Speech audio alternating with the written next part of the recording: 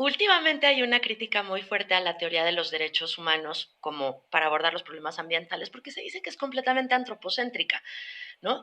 Y que entonces el único parámetro para proteger a los ecosistemas es lo que para los seres humanos sea inaceptable, pero no, por ejemplo, la calidad, vamos a pensar en la cantidad de agua en los ecosistemas. Cantidad para consumo humano, pero no para los ecosistemas, ¿no? No el usuario ambiental de los ecosistemas. Entonces he empezado a criticar que esta visión antropocéntrica, pues, perpetúa, de los derechos humanos y los problemas ambientales, perpetúa todo el modelo antropocéntrico que nos ha traído donde estamos.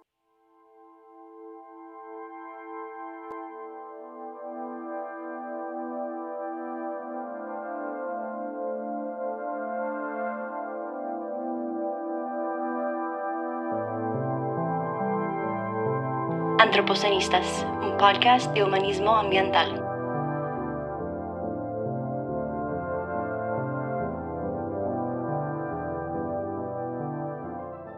Bienvenidas, bienvenides, bienvenidos a este espacio para pensar con la vida en las ruinas del capitalismo, como dice la antropóloga y pensadora Nat Singh. Yo soy Mónica. Y yo soy Francisco.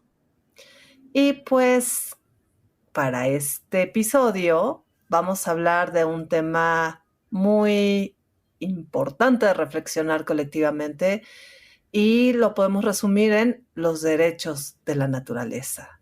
Así es, Mónica. Un tema súper vasto, complejo, muy politizado, los derechos de la naturaleza y a la naturaleza, que podríamos decir que engloban, o sea, son nuevos derechos, ¿no? Que engloban, digamos, no solo una cuestión política, sino también biológica. Es decir, tenemos que reconocer los derechos de la naturaleza porque eso implica reconocer lazos de solidaridad interbiológica entre nosotros, ¿no? O sea, garantizar el bienestar de un río o una montaña es respetar nuestro derecho al agua, al aire limpio, la recreación, ¿no te parece?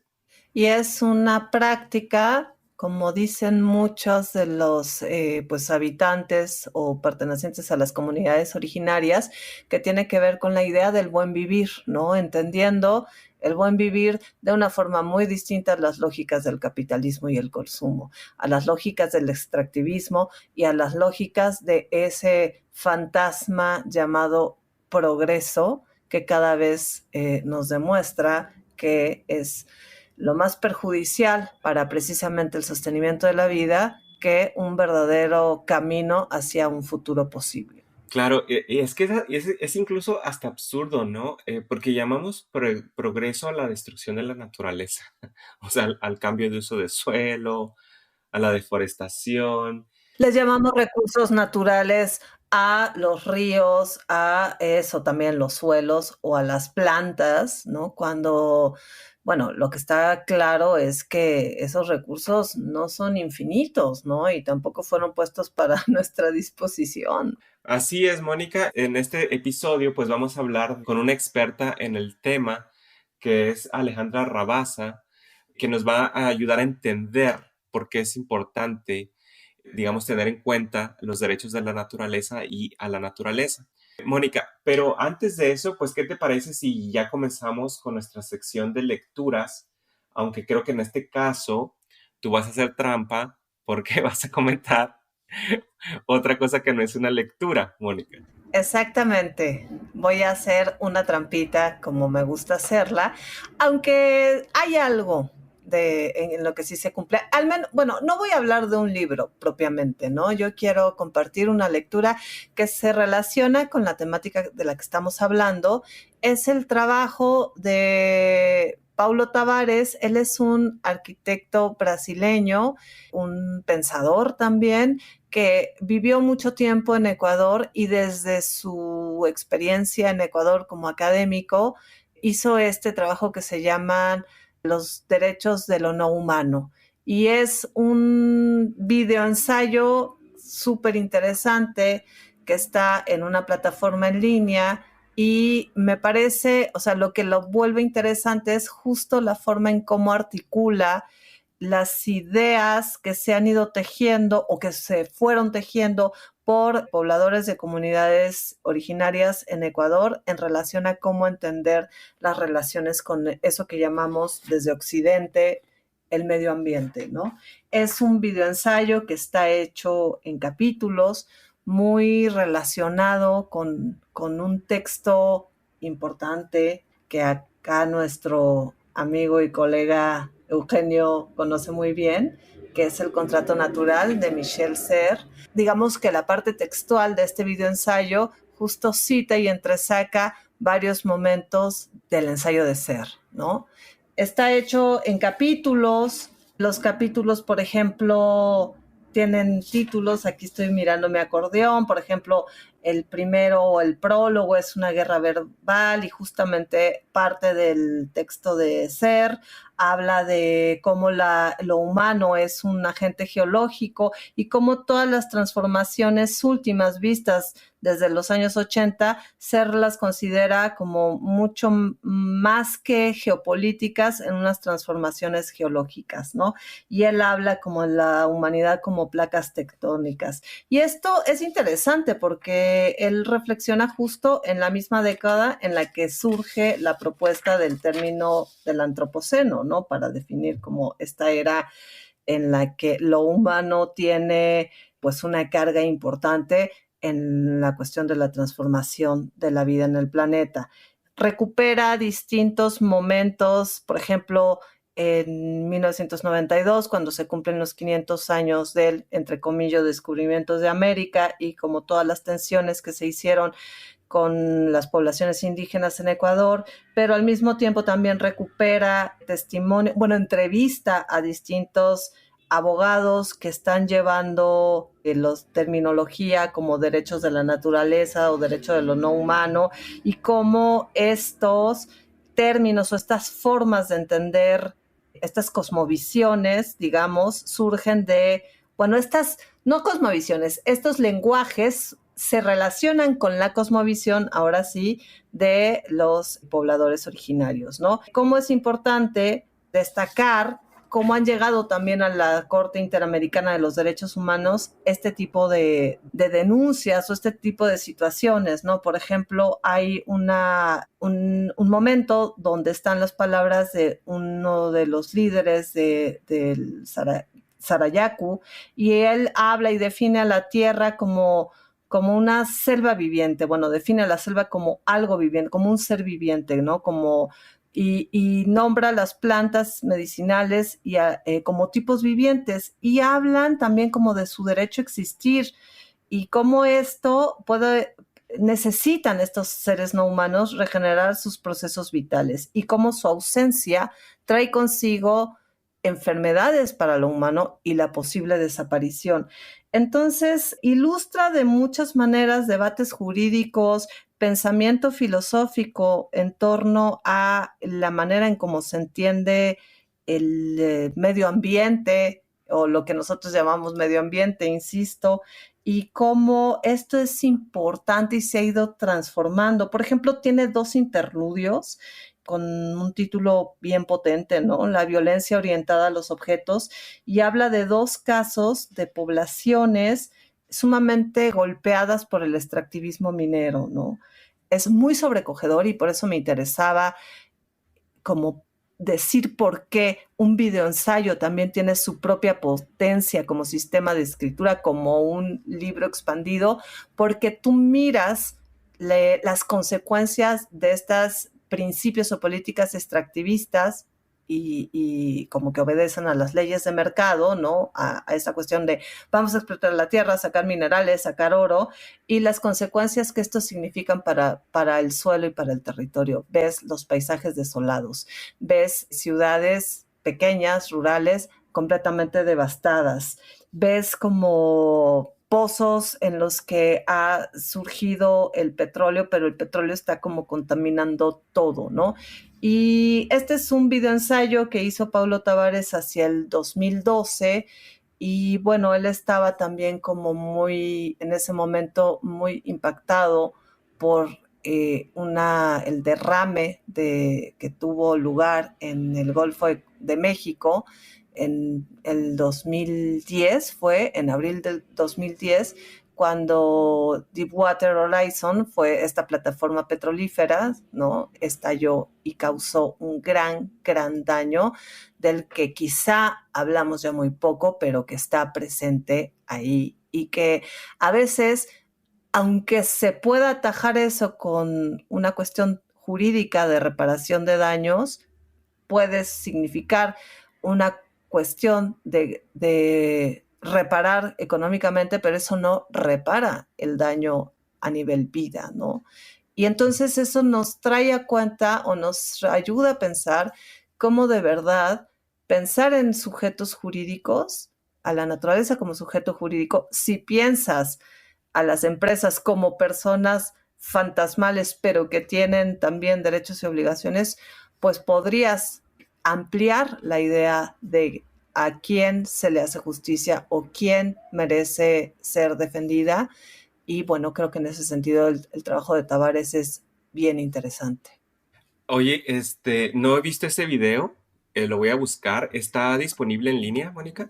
Está disponible en línea, es un video ensayo, esto quiere decir que está pensado también capitularmente, como te digo, está en bueno, fue comisionado por un proyecto que se llama World of Matter, donde también hay varios videoensayos que abordan distintas problemáticas en otros espacios, en otros lugares, en otros países, en relación con cuestiones de la naturaleza. Y justo pues tiene como 15 apartados, ¿no? Ya ahí si tú entras ya verás porque están estos interludios, el prólogo y demás. Y ¿no? Hay una interesante recopilación de materiales de archivo junto con entrevistas importantes hechas como activistas tanto indígenas como defensores desde el derecho, como mujeres también que han participado en estas luchas. Y bueno, pues es y todos estos testimoniales de los espacios, en concreto en la zona de la Amazonía, tanto en Perú como en Ecuador, ¿no? Todo está centrado en esta región. Tavares es brasileño, ha trabajado en Ecuador, es decir, en esta zona del planeta donde, como ya sabemos, pues el Amazonas, la selva, toda la región amazónica es uno de los pulmones y para nuestro continente es importantísimo, ¿no? Sí, exacto. Mónica, pues fíjate que yo creo que se va a complementar un poco mi lectura de hoy, porque también digamos que es un proyecto que se extiende hacia otras disciplinas, porque les voy a hablar de un libro que habla de un viaje. Y este viaje fue documentado, digamos, de tres maneras, ¿no? Y bueno, lo que yo estoy leyendo es un libro que la verdad que no pensé que me fuera a gustar, Mónica. Y llegué a él, digamos, por mera curiosidad, no del autor, sino del tema, que es el leopardo de las nieves o la pantera de las nieves, que es lo mismo, Pero ¿no? dime primero por qué pensaste que no te iba a gustar. Eso ya de entrada me intriga. Pensé que no me iba a gustar porque el autor me sonaba totalmente desconocido. Y el libro, cuando lo encontré, en realidad no, como que no me inspiraba mucho. O sea, lo ves y dices, ah, bueno, a lo mejor es un libro no como aburrido, algo así, ¿no? Y bueno, por esa razón. Pero no le hice caso a mi aburrimiento y dejé, ¿verdad?, llevarme ese libro más, digo, más interesado por el felino, ¿no? Que por el autor. Porque, bueno, es un felino, digamos que es el felino más enigmático de todos, ¿no? Desde hace tiempo tenía ganas de entrarle a este animal y pues decidí comenzar originalmente, Mónica, con el clásico sobre él, que es el libro de Peter Matthiessen, que se titula precisamente así, ¿no? El leopardo de las nieves y que fue publicado en 1978. Pero luego, así fue como llegué a este otro libro. O sea, me topé con uno del mismo título, pero de un escritor y viajero francés que se llama Sylvain Tesson, así como se escucha Tesson con doble S, del cual yo, pues te digo, nunca había escuchado, la verdad. Y bueno, ya entrado, pues me enteré que Tesson es un polígrafo, Mónica, con muchos títulos publicados. Y actualmente uno de los escritores de naturaleza, lo que en inglés llamamos como nature writing, más celebrados del mundo francófono. Ha publicado novelas, ensayos, crónicas de viaje, libros de fotografía, aforismos e incluso hasta ha hecho películas este hombre, ¿no?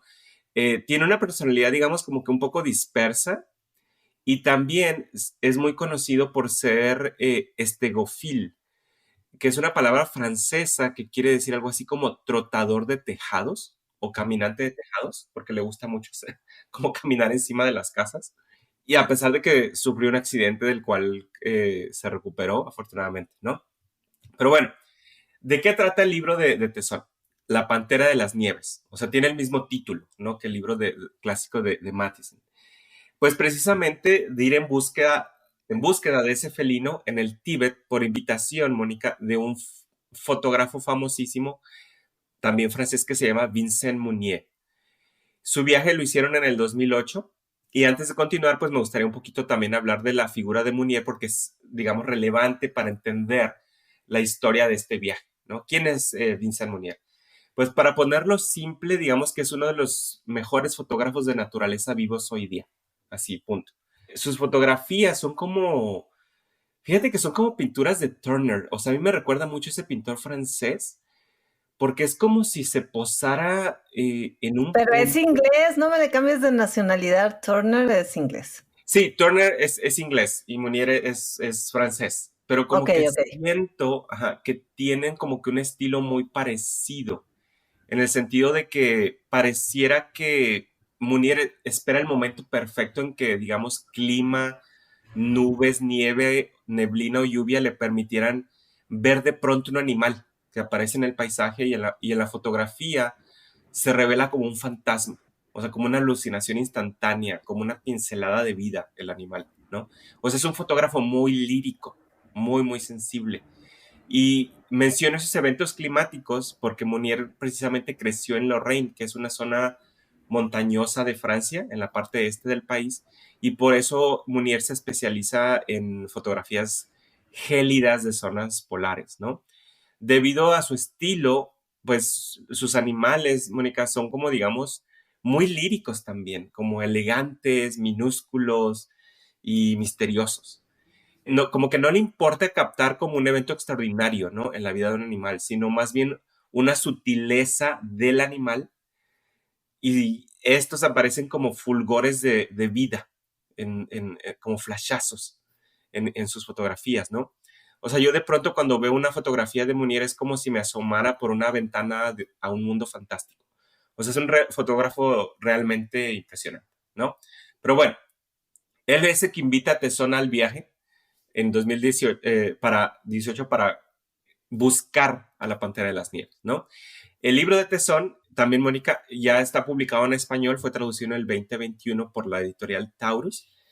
Este animal, Mónica, es como, digamos, un animal que causa lo que llamaríamos como el síndrome de Moby Dick, ¿no? O sea, es un animal que genera mucha obsesión por encontrarlo porque es muy difícil.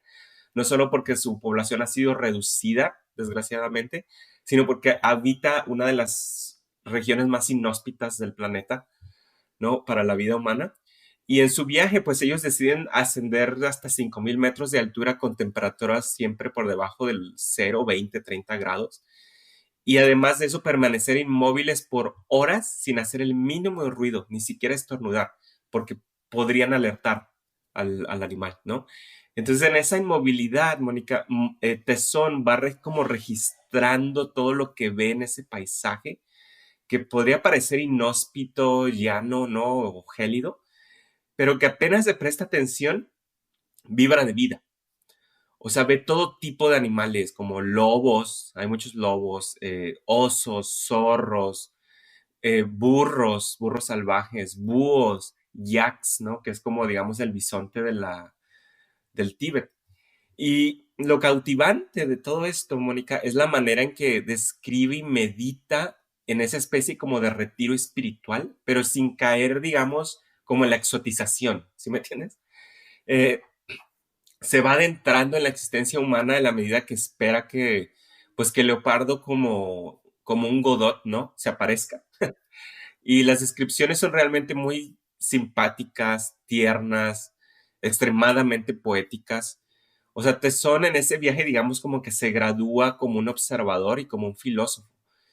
Pues en su búsqueda, como ya dije, aprende lo que es la paciencia, ¿no? Que es sentarte en un páramo gélido a esperar que un felino felpudo de pronto se aparezca, o que incluso se aparezca y no lo notes, y entonces te sientes observado por el animal, ¿no? Hay una descripción que hace de la pantera que a mí me gustó mucho, que dice así, ¿no? Lo voy a citar.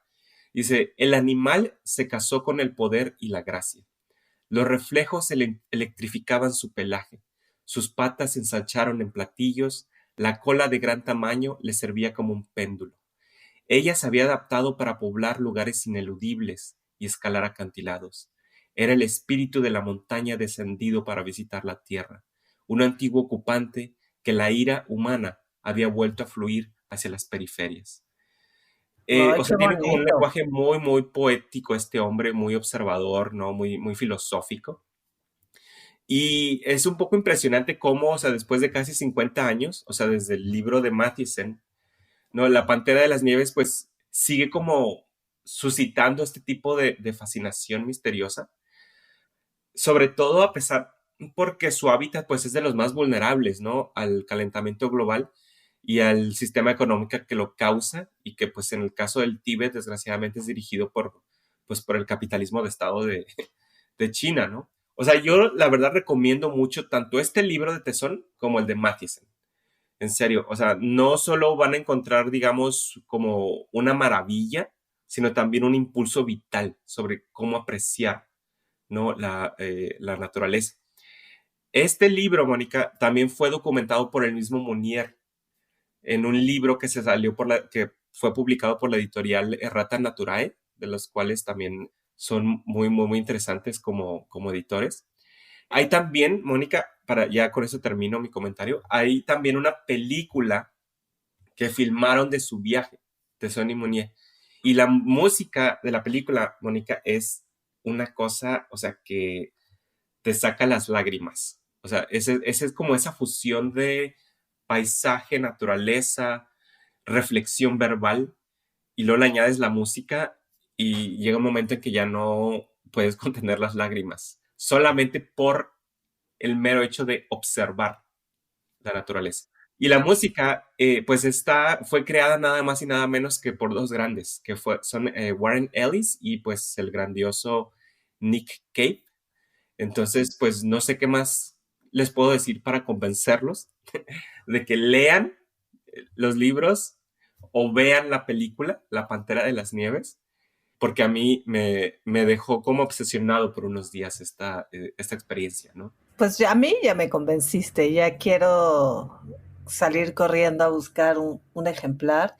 Y creo que viene mucho a cuento también con lo que estamos platicando y como con como el rumbo que tiene nuestro episodio hoy, ¿no? Porque es justamente en en esta contemplación arrobada, digamos, por esa grandeza que nos circunda, pues es algo como importante también de articular que no es que estemos aparte de eso que llamamos naturaleza, sino que somos la naturaleza misma, ¿no?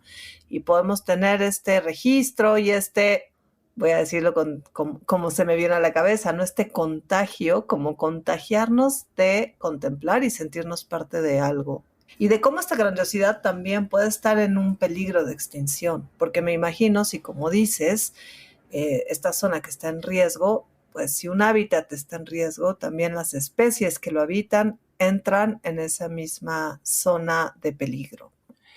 Sí, fíjate que en el libro, desgraciadamente, no aparecen mucho los nativos del lugar, pero en la película sí. Es como un capitulito dentro del documental, ¿no? Y es una parte súper tierna, esa parte cuando conocen a los nativos, porque digamos que conviven más con los niños, con los hijos de los nativos que ven ahí. Muy, muy, muy, muy lindo todo esto, Mónica. Y lo acabas de describir, creo que mejor que yo con eso que dijiste, ¿no? De reconocernos. O sea, creo que la epifanía que tiene el autor aquí es precisamente la del reconocimiento de pertenencia a un, digamos, proyecto más grande, ¿no? Del que es parte que podríamos llamar naturaleza, ¿no?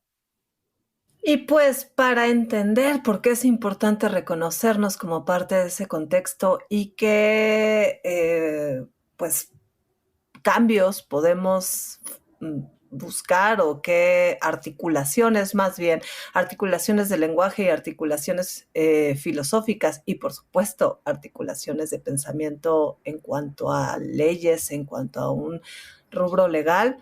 Para hablar de todo esto, aquí está Ale Rabasa, con quien vamos a platicar sobre su trabajo. Ella es una abogada y ambientalista y vamos a platicar acerca de esto.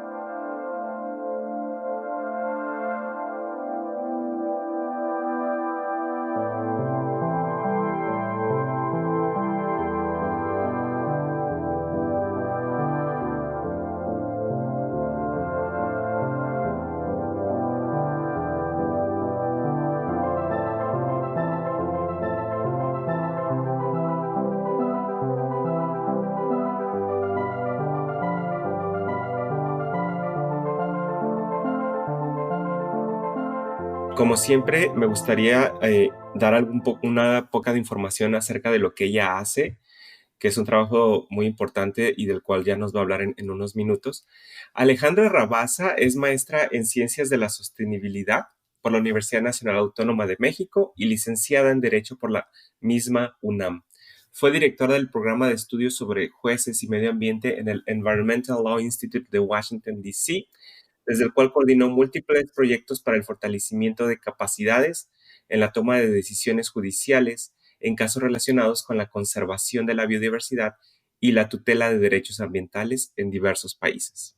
Fue también asesora jurídica de la Subsecretaría de Planeación y Política Ambiental en la Secretaría del Medio Ambiente y Recursos Naturales, es decir, la Semarnat, directora jurídica de la Comisión Nacional de Áreas Naturales Protegidas y directora de Consulta Internacional en la Unidad Coordinadora de Asuntos Jurídicos de la misma Semarnat, y colaboró también en el Centro Mexicano de Derecho Ambiental como abogada en el área de litigio estratégico y en el Centro de Estudios Constitucionales de la Suprema Corte de Justicia de la Nación, como investigadora sobre derechos humanos, ciencia, cambio climático y medio ambiente. Y por último, también es presidenta del Centro Interdisciplinario sobre Biodiversidad y Ambiente, o conocido también como CEIBA. Y la primera pregunta para Alejandra es relativa precisamente a este último punto, ¿no? Alejandra, ¿cómo estás? Bienvenida. Hola, buenas noches. Pues la verdad muy contenta de estar aquí platicando con ustedes. Mónica me había estado platicando de este podcast desde hace mucho y me encanta. Entonces estoy feliz de poder ser parte hoy. Gracias por la invitación. Pues Bienvenida, bienvenida, Ale. Alejandra. Ale, la primera pregunta es, como mencioné anteriormente, sobre CEIBA, y nos gustaría que nos contaras brevemente sobre el trabajo importante que hacen en esa organización. ¿En qué consiste y cuál es la misión de esta institución? Claro, bueno, CEIBA es una organización no gubernamental. Es una asociación civil sin fines de lucro que fundó un grupo de personas que para mí han sido pues imprescindibles para crear la política ambiental mexicana, las instituciones, y que además su trabajo de conservación ambiental ha sido y será, yo creo que pues determinante para el futuro de la biodiversidad mexicana, ¿no? Y el medio ambiente en México, que es Julia Carabias, la doctora Julia Carabias, una científica increíble que además fue la primera secretaria de Medio Ambiente en México. También, pues, Enrique Provencio, un economista ambiental importantísimo que ha contribuido muchísimo a la definición de las políticas para la sustentabilidad y como la variable ambiental del combate a la pobreza, etcétera.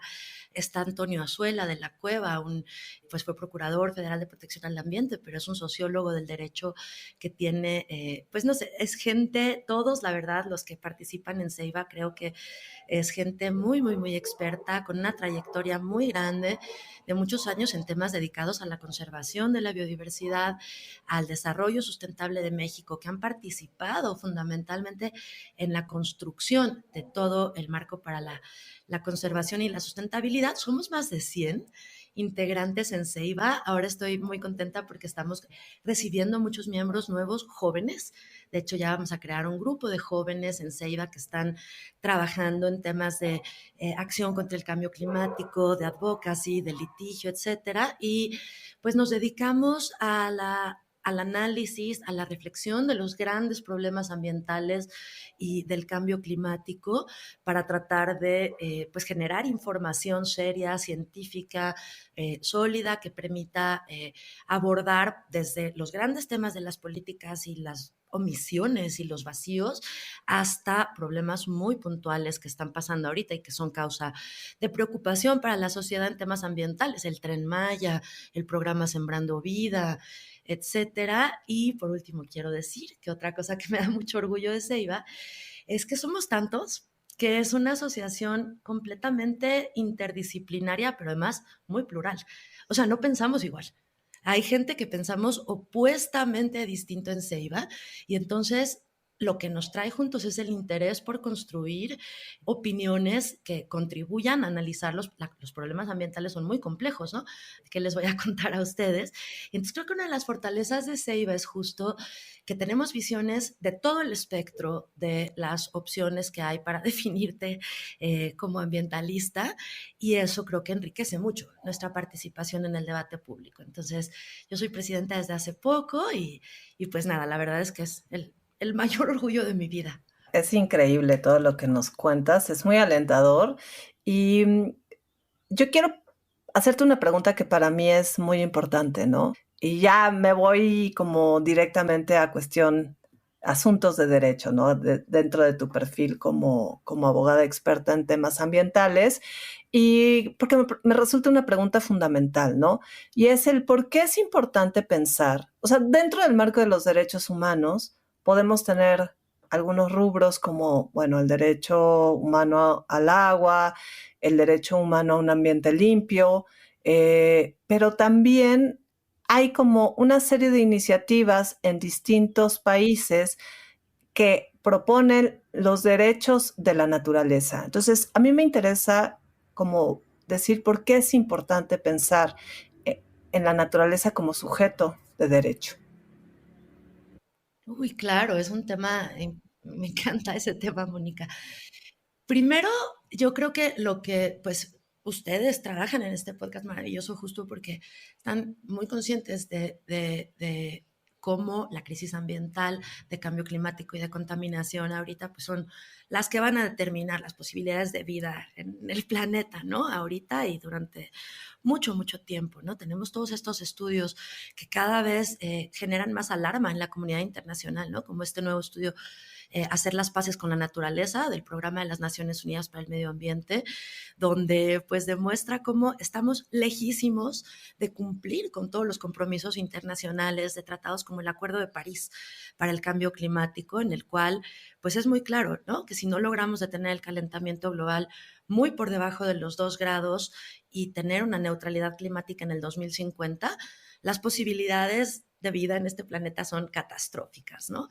Y que afecta mucho sobre todo a los jóvenes, a las generaciones futuras. Hemos visto en muchos países del mundo hay un movimiento ahorita muy interesante de litigio climático que está ocurriendo en Australia, en Alemania, en la Corte Europea de Derechos Humanos, en Colombia, en Argentina, en México, en Estados Unidos, en muchísimos lugares, el litigio climático donde grupos de jóvenes, por ejemplo, están reclamando su derecho al futuro, ¿no? O sea, están diciendo es que o al libre desarrollo de la personalidad, a vivir en un medio ambiente con un mínimo de equilibrio ecológico, porque están diciendo, ya desde ahorita se está violando mi derecho al futuro, porque las condiciones de vida y las restricciones a nuestra libertad van a ser tales, por ejemplo, por las acciones para mitigar el cambio climático cuando se vaya achicando el presupuesto de carbono, que ocurre cada día, que van a tener unas condiciones de vida muy difíciles.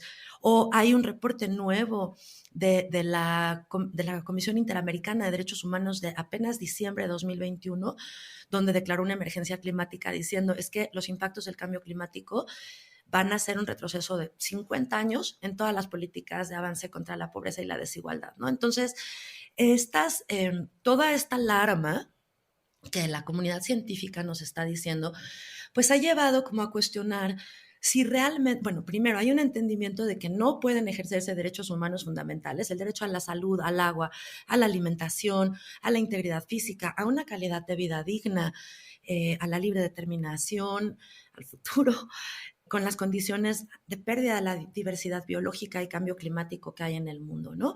La Plataforma Intergubernamental Científico-Normativa sobre Biodiversidad y Servicios de los Ecosistemas de las Naciones Unidas, en un informe también reciente, dio datos duros como más de 1 millón de especies de las 8 que existen en el planeta están en peligro de extinción en las próximas décadas. Y el enfoque de derechos humanos se ha empezado a construir diciendo, bueno, los servicios ambientales de los ecosistemas, la provisión de alimentos, la purificación del agua, la regulación de enfermedades, de virus, son indispensables para el bienestar humano. No puede haber derechos fundamentales en un medio ambiente que no tenga servicios ambientales y que las condiciones, los riesgos del cambio climático, etcétera, sean tales que hacen imposible pensar en justicia. La desigualdad es un factor importantísimo en los problemas ambientales, ¿no? Las personas más vulnerables en la sociedad son las que enfrentan con mucha mayor gravedad los impactos ambientales. Es el enfoque de derechos que se empezó a construir desde hace mucho, aunque tarde, en el derecho de los derechos humanos, pues empezó a relacionar las condiciones del medio ambiente con los derechos humanos y a construir como mecanismos de protección del medio ambiente a través de la protección de los derechos fundamentales de las personas. Más recientemente se empezó a construir como un derecho autónomo el derecho humano a vivir en un medio ambiente sano. Ahora, últimamente hay una crítica muy fuerte a la teoría de los derechos humanos como para abordar los problemas ambientales, porque se dice que es completamente antropocéntrica, ¿no? Y que entonces el único parámetro para proteger a los ecosistemas es lo que para los seres humanos sea inaceptable, pero no, por ejemplo, la calidad, vamos a pensar en la cantidad de agua en los ecosistemas. Cantidad para consumo humano, pero no para los ecosistemas, ¿no? No el usuario ambiental de los ecosistemas. Entonces he empezado a criticar que esta visión antropocéntrica, pues, perpetúa, de los derechos humanos y los problemas ambientales, perpetúa todo el modelo antropocéntrico que nos ha traído donde estamos. Y entonces la construcción de los derechos de la naturaleza es como una propuesta filosófica de ética jurídica que propone reconocer como sujetos de derecho a ecosistemas, el río Atrato en Colombia, ecosistemas varios en Nueva Zelanda, etcétera, en el río Colorado en Estados Unidos y muchos otros. ¿Por qué? La idea atrás de esta teoría es, uno, hacer ver claramente que el hombre es un componente más de la naturaleza, y que tiene los mismos derechos que los demás componentes de la naturaleza, que no es el único sujeto de derechos, porque solo es una especie más de la naturaleza, por una parte. Y por otra parte, es una cosa procesal bien importante. Si se reconoce como sujeto de derecho a un ecosistema, alguien tiene que poderlo defender ante las cortes, por ejemplo. Es una ficción jurídica, o sea, es como un no nacido, ¿no? Que tiene derechos a heredar, por ejemplo. Pues lo representa un representante legal, porque no puede hablar por sí mismo. Entonces los derechos de la naturaleza lo que buscan es crear posibilidades para que ciudadanos con una legitimación muy amplia y colectiva puedan accionar jurídicamente en defensa de los ecosistemas y pedir medidas cautelares para que no se causen daños ambientales o la restauración. Una de las críticas que se formula a la teoría de los derechos de la naturaleza es que también es una construcción antropocéntrica, donde los humanos deciden qué componentes de la naturaleza se protegen y cuáles no, ¿no? Por ejemplo, se ha dicho, pues si se protegen los derechos de todos los componentes de los ecosistemas, hay que proteger a las especies ferales, a los virus, a las bacterias, etcétera. Y no queremos hacer eso porque no está en los sistemas de justicia. O sea, no es que no queramos, es que eso no se plantea. Entonces, la crítica es otra construcción antropocéntrica. Y más bien, la postura a la que se ha transitado es, basta ya de pensar en la separación de las personas y la naturaleza. La Corte Interamericana de Derechos Humanos acaba de decir hace poco, el derecho humano a un medio ambiente sano protege directamente los componentes de los ecosistemas y a la naturaleza por su valor intrínseco. Entonces, no se puede proteger los derechos de las personas sin proteger a la naturaleza. Entonces, esas construcciones están un poco superadas, porque si se aborda ese enfoque, derechos humanos o de la naturaleza van a llevar al mismo resultado. Pero son vías como filosóficas que son importantes para hacer ver que debemos dejar de pensar que solo los humanos tienen derechos, ¿no? Incluso el derecho a la dignidad humana solo se formula como dignidad humana y la dignidad de las especies y de la naturaleza tienen que incorporarse a nuestro marco filosófico, conceptual. Sí, todo esto que nos acabas de decir me deja muy entusiasmado. Y mi próxima pregunta iba precisamente en esa misma dirección, pero creo que ya la respondiste. Y en lugar de hacerte una pregunta, pues más bien ya convertirla en una especie como de declaración, ¿no? O sea, que los derechos de la naturaleza son los derechos de los humanos. O sea, no hay tal división, ¿no? O sea, el bienestar de un río implica el bienestar del agua que yo voy a beber, ¿no? El bienestar de un bosque, de una selva, implica mi derecho a respirar un aire limpio, ¿no? Y etcétera, etcétera, así, ¿no? Como un efecto cascada. Pero bueno, en ese sentido, eh, hemos sido capaces, ¿verdad? O bueno, nos has planteado una forma de derribar esos, digamos, dos concepciones, ¿no? Que es como separadas, que son una misma. Pero, Alejandra, ¿cómo podríamos hacer para que la gente ponga más atención a esos, digamos, derechos de la naturaleza? Y cómo las personas se pueden, digamos, como sino poner más atención a las políticas ambientales, porque a veces cuando hablamos de propuestas políticas, de hacer una elección o para una ley, muy pocas veces la gente relaciona ese bienestar, ¿no? De la naturaleza con el suyo propio. O sea, yo tal vez es una pregunta un poco difícil, pero ¿cómo podríamos lograr que las personas comiencen a relacionar sus derechos con los derechos de y a la naturaleza? Bueno, primero me encanta lo que dijiste, o sea, y justo estoy escribiendo un texto sobre derechos humanos o derechos de la naturaleza como en pregunta y te voy a copiar, te puedo citar, pero voy a usar porque me parece perfecta esa frase que tú dijiste de los derechos de los humanos son los derechos de la naturaleza, ¿no? O sea, me parece que eso resume completamente todas estas construcciones que se están haciendo desde los sistemas de justicia para tratar de contribuir a los derechos ambientales. Ahora, yo ahí pienso varias cosas que quiero compartir y me gustaría escuchar lo que ustedes piensan, porque yo tengo visión de taller de los temas de justicia, ¿no?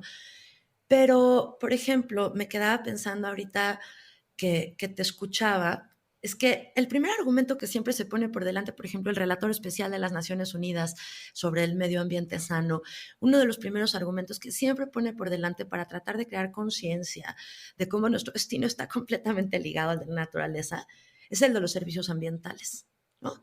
O sea, es como describir en detalle los servicios ambientales y decir, es que nada de la vida humana ocurre si no hay servicios ambientales. Y entonces explicar, por ejemplo, que de la naturaleza vienen beneficios esenciales para los seres humanos. El agua, ¿no? La purificación del agua, la purificación del aire, la provisión de alimentos, de fibras, de materiales que se necesitan para la construcción, para todo. Pensemos en los campesinos, en el sector agrícola. Si no existieran los servicios ambientales que previenen la erosión del suelo, que controlan las plagas, etcétera, pues no habría agricultura. O sea, los medios de vida de todas las personas dependen de la naturaleza. Entonces, cómo se comunica en el contexto de las Naciones Unidas, cómo se comunicó en el estudio de la plataforma del convenio de diversidad biológica, etcétera, es los beneficios esenciales que presta la naturaleza son indispensables al bienestar humano. Y si eso no nos ayuda a generar conciencia, es que no creo que nada lo haga, ¿no? Pero a mí me sigue molestando un poco esa construcción, o sea, me parece imprescindible y cierta, pero me molesta un poco porque no deja de ser utilitaria. O sea, no deja de ser una aproximación utilitaria a tenemos que conservar porque de eso depende nuestro bienestar, ¿no? Entonces, por eso creo que, aunque creo que en los sistemas de justicia está pasando algo importante, creo que las cortes están tomando un papel bien importante en la defensa del medio ambiente. A mí me da emoción, le contaba a Mónica, o sea, hay principios internacionales que están surgiendo como indubio pro natura, que están surgiendo de decisiones de jueces, no de políticos, no de legisladores, ¿no? Y están surgiendo porque jóvenes, organizaciones no gubernamentales, comunidades, están trayendo litigios a los tribunales justo para parar la destrucción ambiental. O sea, el acceso a la justicia se está convirtiendo en una vía de activismo y de participación pública importante. Sin embargo, creo que realmente nos falta un cambio cultural, filosófico en esta era que nos haga dejar de situarnos como el centro del universo, ¿no? Eh, lo creo de verdad. Sí, y sabes que a mí me entusiasma muchísimo, siempre me ha gustado mucho hablar contigo y digamos me entusiasma porque algo que hemos manejado también acá en otras conversaciones es, bueno, la importancia de tener una idea de esperanza, una idea de futuro sobre todo, ¿no? Y porque si tú miras las cifras, pues las tragedias a nivel ambiental, todo es muy desalentador. Entonces, yo no sé si nos vamos a salvar, pero me entusiasma, digamos, como tener desde distintos atajos del lenguaje, desde el lenguaje jurídico, desde luego, por supuesto que me interesa muchísimo como todo lo que nos compartes y que contribuye también a la manera de pensar y entender y vivir, ¿no? Bueno, había hablado anteriormente en el espacio, bueno, en lo de mi lectura no lectura, ¿no? Donde compartí de un video ensayo, en un término que es el summa causai, que es como la vida plena en armonía, ¿no? Y es como un término que trae a cuenta otros saberes y otras formas de entender estas relaciones. Pero volviendo, digamos, a nuestro lenguaje, al lenguaje jurídico, hay algunos términos que a mí me interesaría mucho aclarar aquí. Y es, bueno, tú ya hablaste, ¿no? Ya abordamos derechos de la naturaleza, pensamos que las políticas públicas quizás son insuficientes y me alienta mucho que desde los mismos jueces se propongan nuevos términos. Pero, por ejemplo, ¿qué quiere decir y cuál sería la diferencia o la aportación de un término como justicia climática? Ya, claro.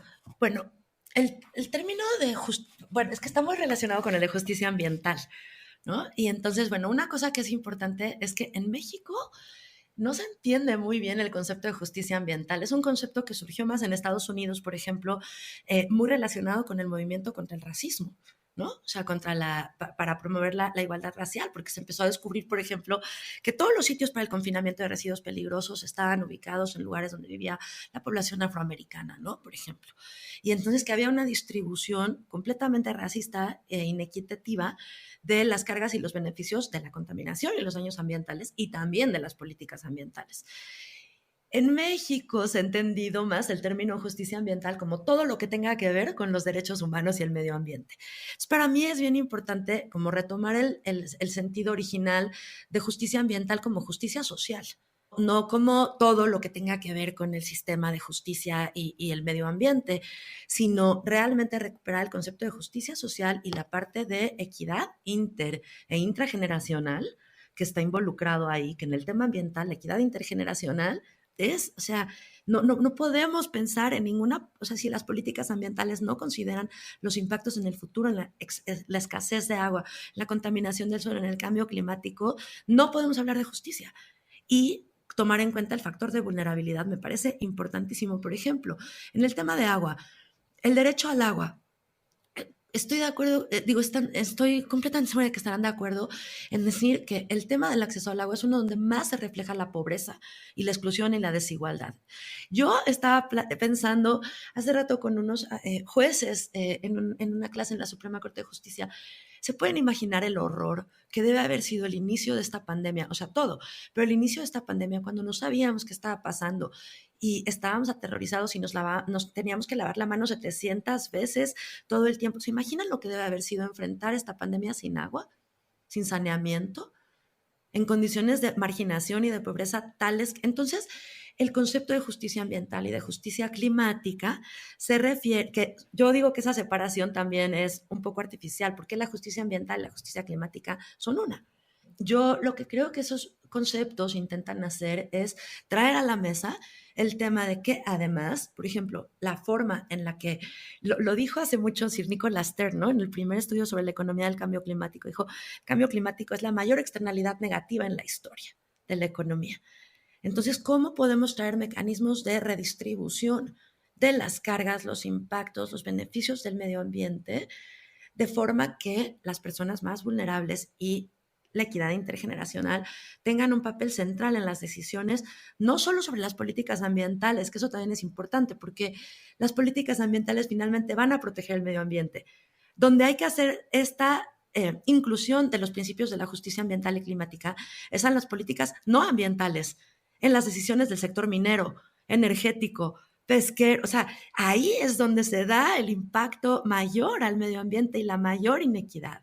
Entonces, el concepto de justicia climática y ambiental, pues tratan de hacer que en todas las decisiones que impactan el medio ambiente, el cambio climático y los derechos de las personas, se mete esta vertiente de justicia social y equidad inter e intrageneracional. No puedo evitar preguntarte, o sea, tengo mucho la tentación de preguntarte sobre el caso de México. ¿Qué se está haciendo en cuanto a este tema en nuestro país? En cuestión de leyes, de justicia climática o justicia ambiental.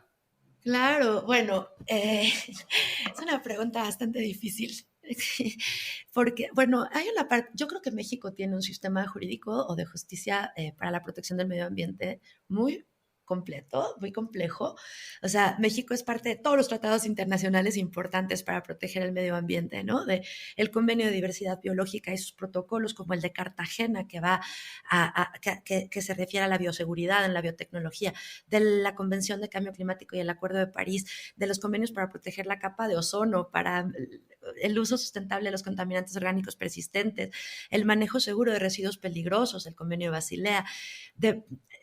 Tenemos una legislación muy, muy, muy fuerte en materia ambiental, por ejemplo, la Ley General del Equilibrio Ecológico y la Protección al Ambiente, que incorpora la evaluación de impacto ambiental de todas las obras y actividades que puedan causar un impacto ambiental, que debería basarse en la mejor información científica disponible y en un enfoque precautorio. La Constitución mexicana reconoce la responsabilidad ambiental, el derecho humano en medio ambiente sano, el desarrollo sustentable. El problema es que no se aplican y que no se cumplen, como pasa con la mayoría de las leyes en México. Y esto es una opinión personal, no refleja la opinión de Ceiba como organización, sino la mía personal. Yo creo que estamos en uno de los momentos de mayor crisis en la protección del sistema de justicia en México, porque, por ejemplo, a mí me tiene escandalizada cómo se está elaborando el mayor proyecto de infraestructura del sexenio del Tren Maya sin una evaluación de impacto ambiental, ¿no? O sea, sin una evaluación de impacto ambiental, sin acceso a la información. México es parte del Acuerdo de Escazú, que acaba de entrar en vigor en abril del año pasado, que dice que los derechos de acceso a la información, a la participación pública y a la justicia son derechos humanos. Y en México ahorita la parte de las políticas públicas está ignorando la ciencia, está ignorando los instrumentos de política ambiental y los derechos básicos a participar en las decisiones ambientales, estar informados. Donde veo, la verdad, algo que está ocurriendo positivo y de esperanza es en los tribunales. No en todos y no siempre, por supuesto, pero hay unas decisiones de la Suprema Corte de Justicia de la Nación últimamente que son muy maravillosas, que han incorporado el principio precautorio, el principio indubio pro natura, el principio indubio pro agua, el principio de la función ecológica de la propiedad. Han dicho que los derechos de acceso a la información, a la participación pública y a la consulta son derechos humanos y que si no se cumplen, todo lo que pase alrededor de una decisión ambiental es inválido y tiene que salir del sistema jurídico. Hay sentencias que están buscando la reparación del daño. Una sentencia de la Corte sobre la destrucción de unos manglares en Tamaulipas llamó como coadyuvante científica de la Corte a la maravillosísima CONABIO, la Comisión Nacional para el Conocimiento y Uso de la Biodiversidad, que acaba de cumplir 30 años bajo el liderazgo increíble del doctor Sarucán, y le pidió que fuera la coadyuvante científica de la Corte para decirle a la Corte cuándo se puede considerar que se restauraron los manglares y sus servicios ambientales. Y si eso dura años, la sentencia se va a cumplir años, ¿no? Por ejemplo. Y ordenó que el cumplimiento de la sentencia se hiciera público para que la gente pueda opinar. Entonces, me podría pasar horas hablando aquí de eso, que no tenemos y ya, miren. Pero son ejemplos en los que yo creo que realmente estamos teniendo desarrollos importantes en la jurisprudencia ambiental y climática en México y en el mundo. ¿Y cómo apoyaría esto? O sea, porque si nos quedamos con las cifras, ¿no? Con la violencia contra los defensores del territorio, contra las muertes, ¿no? Que vemos cada año y las lamentables, pues, muertes, pérdidas y desapariciones de personas que verdaderamente tienen puesto el corazón y el cuerpo en la defensa del territorio. ¿Cómo podemos pensar ahí? ¿Qué hace falta para que se cumplan todas estas? Es que ese es un tema también indispensable. México es un país letal, para los defensores ambientales, ¿no? Y incluso el acuerdo de Escazú, que entró en vigor, como les decía, el 22 de abril del año pasado, tiene un capítulo sobre los defensores ambientales, ¿no? Y entonces tiene las obligaciones del Estado mexicano de crear un entorno propicio, así dice el acuerdo, para que los defensores ambientales puedan hacer su trabajo. Entonces, a mí me gustaría tener, es que no quiero sonar muy pesimista, pero por ejemplo, pues México es un país letal para los periodistas también, por ejemplo, ¿no? Para los defensores de derechos humanos. Entonces, creo que los defensores del territorio también están en la línea justamente porque están intentando oponerse a los modelos de desarrollo que predominan, ¿no? Y lograr realmente hacer vigente todos estos principios de la justicia, que como lo decía Francisco, no podemos pensar en que los derechos de las personas sean distintos de los del territorio, la naturaleza, el futuro. Ahora, diciendo cómo nos rebasa el problema de la violencia, ¿no? Y lo doloroso, lo horrible que es con los defensores del medio ambiente, con los periodistas, etcétera, en México, yo sí creo que como sociedad no estamos respaldando a los defensores del territorio, ¿no? O sea, estamos somos pasivos, no exigimos los derechos de acceso a la información, no exigimos la participación pública, no usamos los sistemas de acceso a la justicia. La construcción de los derechos de la naturaleza, yo decía, por ejemplo, una de sus mayores virtudes y objetivos es que nos deja a cualquier ciudadano, a cualquier persona, accionar jurídicamente para defender la naturaleza. Y no lo hacemos. Los únicos que defienden la naturaleza y el territorio son los defensores del territorio y de la naturaleza, como Lady Pech en la península de Yucatán. Entonces yo creo, Mónica, que sí, como sociedad, cada uno de nosotros no estamos asumiendo el papel de defensores del territorio que también podríamos, y en muchos casos tenemos incluso muchas más posibilidades de asumir que los defensores que están en el lugar y en la línea de fuego, organizaciones no gubernamentales como el Centro Mexicano de Derecho Ambiental están haciendo, o el equipo Indignación en Mérida, están haciendo un trabajo importantísimo en eso, pero no se dan abasto. Entonces sí creo que esto forma parte del cambio ético y cultural, donde hablábamos de reconocer los derechos de la naturaleza y reconocernos como parte de la naturaleza. Creo que también implica asumir que no solo los defensores del medio ambiente tienen que defender el medio ambiente, tenemos que defender a los defensores y las causas de los defensores, ser más ciudadanos. Los instrumentos están ahí. Sí, sí, es que o sea, nos vamos por un camino y regresamos al mismo origen, ¿no? Que es esa dicotomía. Y al lugar de la población, ¿no? Al lugar de lo que preguntabas también, Francisco, ¿no? Por qué es importante que las personas entiendan, conozcan de todos estos marcos jurídicos y sobre todo cómo incitar, bueno, la emergencia climática es suficiente para incitarnos a ponernos en un plan mucho más activo, mucho más atento, mucho más en sintonía y como mucho más con la idea de justicia, ¿no? Sí, claro, claro, totalmente de acuerdo, ¿no? Alejandra, desgraciadamente ya no tenemos tiempo para seguir conversando. Yo creo que vas a tener que volver al podcast de Antroposonistas porque estoy seguro que todavía tienes muchas cosas buenas y malas de las cuales hablarnos en cuestión de ambiental en México. Muchas Sí, gracias. nos queremos parecer a Alejandra Rabasa. Y yo a ustedes, la verdad es que me parece maravilloso este podcast que están haciendo y me parece maravilloso el trabajo que hacen. Tengo muchas ganas de leer tu libro, tú y con Mónica, bueno, toda esta construcción que está haciendo un espacio cultural tan increíble para pensar en la interacción de estos dos mundos que son uno. Los admiro, me encanta lo que hacen y muchas gracias por invitarme. Regreso cuando me inviten otra vez. Yo no sé tú, Francisco, pero yo me siento con algo de esperanza. Digo, es complicado, ¿no? Hay que hacer mucha parte desde la población civil que somos, como empaparnos de todas estas cuestiones, entender que el mundo es de nosotros, de nosotres, que es de todes y que los derechos ambientales los tenemos que poner en ejecución todo el mundo porque son importantes para todo el mundo, ¿no? Me dejó una muy buena impresión pero también con una como sensación de que hay también mucho por hacer. Hay mucho por hacer. Pero creo que Sí, es mejor sentir que hay cosas por hacer a sentirte paralizado, paralizada, porque parecería que no hay nada que hacer, porque todo ya es terrible, ¿no? Y de alguna sí, manera creo que esto nos invita a situarnos de una manera distinta. sí, exacto, ¿no? Nos invita a pensarnos de manera distinta sobre nuestro lugar en este mundo, ¿no?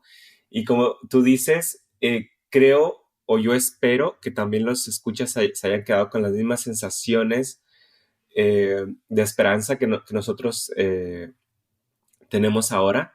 Pero desgraciadamente, Mónica, ya no podemos seguir hablando de ellas porque nos tenemos que despedir. Sí, nos podemos quedar hablando cada quien en su rincón, pero es verdad, Sí, hemos oye, Mónica, terminado. siempre me toca a mí decir esa frase tan aciaga de, bueno, Mónica, se nos acabó el tiempo. ¿Eres Eh, el señor del reloj? sí, ¿Quién? ¿Sí? ya los escuchas aquí, me van a despreciar por eso, porque soy siempre el que les arruina la fiesta, ¿no? Francisco el conejito Cerratos, te vamos a decir, porque vienes como ese conejo de Alicia con tu reloj. Pero es verdad, ahora lo digo yo, estamos finalizando y pues muchas gracias por escucharnos. Adiós. Este episodio de Antropocenistas es posible gracias al apoyo del programa Arte, Ciencia y Tecnología y del Festival El Aleph. Grabación Eugenio Tiselli. Diseño sonoro Rodrigo Valdés. Música de Chad Crouch bajo licencia de Creative Commons.